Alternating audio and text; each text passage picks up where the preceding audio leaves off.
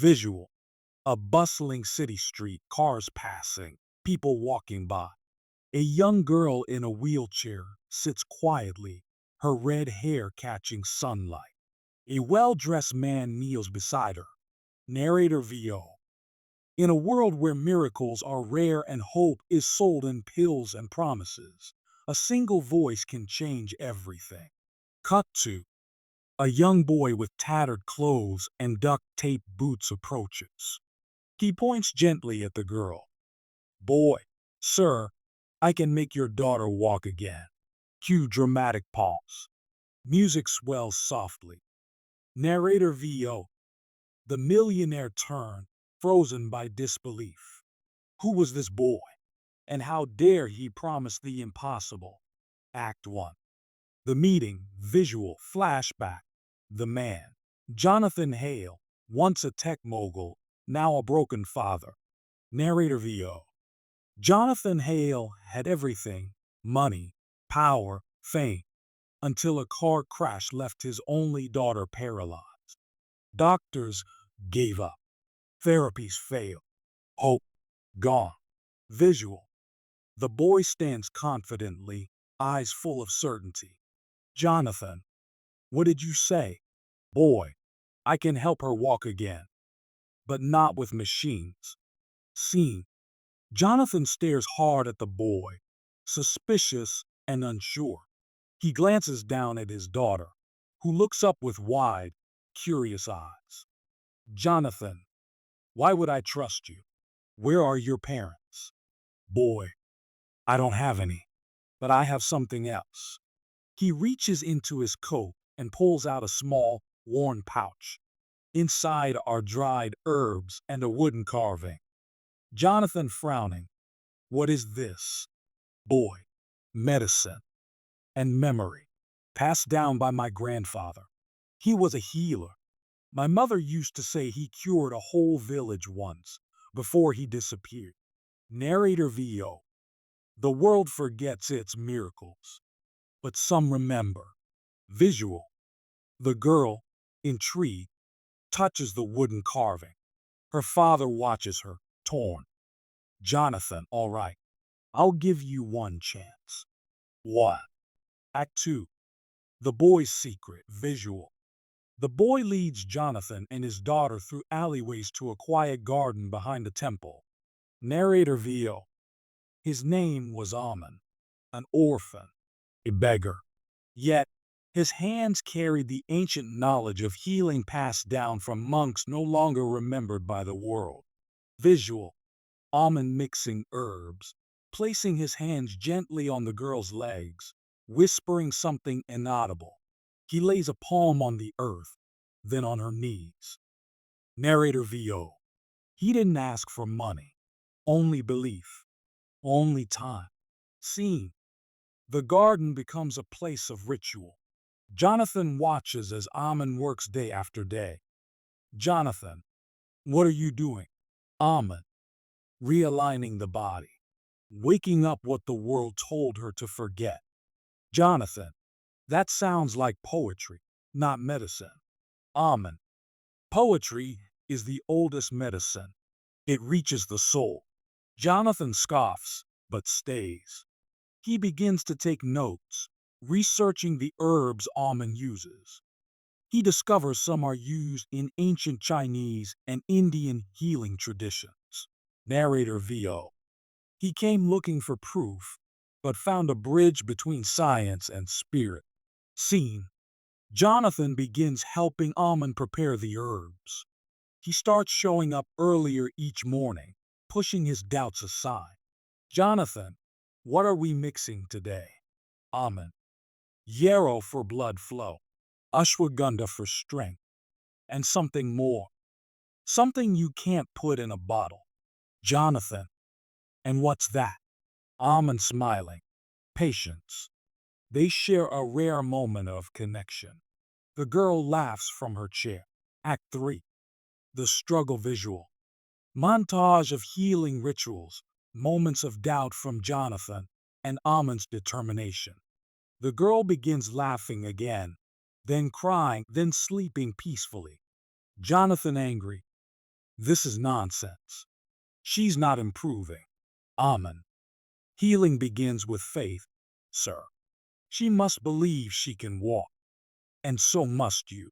See, Jonathan looks through old videos of his daughter running. He cries silently. Narrator VO. The deepest wounds are not in the body, but in the heart. Visual. Amen places Jonathan's hand on his daughter's leg. Amen. Now, speak to her, not as a father, as someone who believes. Jonathan softly. Ellie, you are stronger than all the machines in the world. You are the fire in the dark. I see you, and I believe. Visual.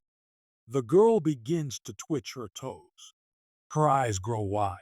Jonathan gasps. Narrator VO. A spark, then a step, then silence. Scene. A moment of bonding between Amen and Ellie. They talk while preparing herbs. Ellie, why do you wear those boots? Amen chuckling. They remind me where I came from, and that sometimes strength comes from holding things together, not throwing them away. Ellie smiles. She touches the duct tape on one boot and giggles. Ellie, maybe you're the strongest person I know. Act 4. The miracle visual. The girl stands, trembling but upright. The street crowds freeze. A tear rolls down Jonathan's cheek. Narrator VO.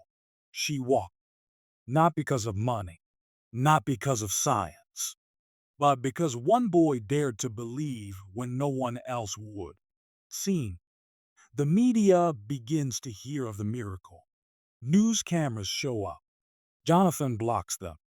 Jonathan, this isn't a show. This is sacred. Scene. Amen quietly leaves during the night. A note left behind reads, Now she knows. That's enough for me. Jonathan finds the note the next morning. He runs through the streets, searching. He finally finds Amen near a soup kitchen, helping distribute meals. Jonathan, why did you leave? Amen, because I'm not the story. She's. And you are. Jonathan, stay please. Help me bring this gift to others. Amen hesitates, then nods.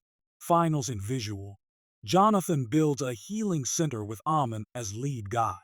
Children from all walks of life receive care. Narrator VO. He came in duct-taped boots, but left footprints on a path that healed the world.